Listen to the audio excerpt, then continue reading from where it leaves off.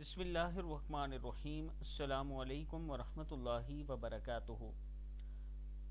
جادو، جنات اور شیطان سے بچنے کی دعا۔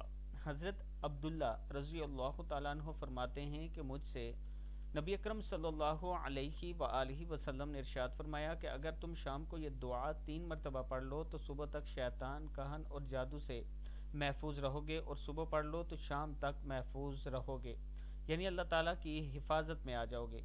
دعا ہے بسم اللہ الرحمن الرحیم۔ امسینا و امسل ملک للہ والحمد للہ کلہ للہ اعوذ باللہ الذی یمسک السماء ان تقع علی الارض الا باذنہ من شر ما خلق وذرأ من شر الشیطان والشرک۔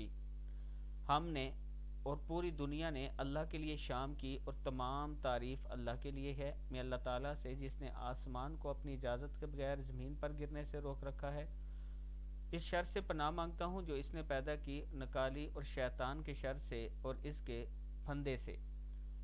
صبح کے وقت اگر یہ پڑھیں تو امسینا و امسل ملک کے بجائے اصبحنا و اصبح ملک پڑھنا ہے۔